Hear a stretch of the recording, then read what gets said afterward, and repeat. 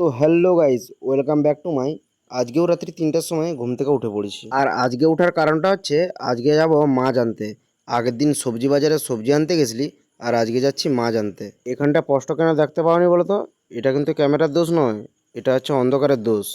আর ঘর থেকে প্রায় 2 কিলোমিটার মতো আসার পরে এখানে গাড়ির তেল শেষ হয়েছে। কিন্তু না, তেল শেষ হয়নি, ইচ্ছে করে তেল নেওয়ার সময় কাটাবো। ভাই প্রথমে এদের দুজন ঢুকছে, এরা কিন্তু তেল নেয়নি, তেল নিচ্ছি ওদের দুজন। আর ওখান থেকে তেল নিয়ে বাড়ি আসছি মাছ বাজারে ঢোকার আগে। এখানে তো আর এদের তিনজন চা খেতে শুরু করে দিয়েছে। এখানে চা খাবার মধ্যে এইটা হচ্ছে আমার দাদু আছে, মানেটা হচ্ছে এখানে দুজন দাদু আছে আর একজন মেসো আছে। আর এই মাছ বাজারটা হচ্ছে মেছেদার মাছ বাজার। আর এই মাছ বাজারটা যদি ঘুরিয়ে শেষ করতে হয় তাহলে আজকে আমাদেরকে মাছ নিয়ে আর ঘর যেতে হবে নি। আমি এদের সঙ্গে খেলবো নি, না মানে আমি এদের সঙ্গে কোনোদিন আর বাজার করতে আসবো নি। তার কারণটা হচ্ছে আমি একটু বাজারটা ঘুরিয়ে দেখতে গেছি, তার মাঝে মুখে একবারে জিজ্ঞাসাও করেনি, এরা তার মাছ মেপিয়া মাছের দাম জিজ্ঞাসা করে মাছ তার বাছা শুরু করে দিচ্ছে। আর আমি বাজারটা ঘুরিয়ে যখন এসে দেখি মাছের তার কান মুখে চড় মেরে এখানে ফেলে রাখছে, না মানে মাছগুলোকে মিডিয়া এখানে ফেলে রাখছে। আর ওদের একজন কাটিংবালা আসছে, সে এখানে মাছগুলো ছাড়ানো শুরু করে দিচ্ছে।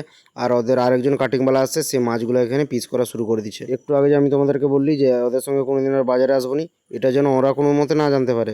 ব্যাপারটা হচ্ছে যে ওরা আমাকে আর্মেনি বলছিল, আমি ওদের পায়ে হাতে ধরে জোর করে আসছি। আর টোটাল মাছ লিছি আমরা 45 কেজি। আর 45 কেজি মাছ কাটার জন্য অনেকটাই সময় লাগবে।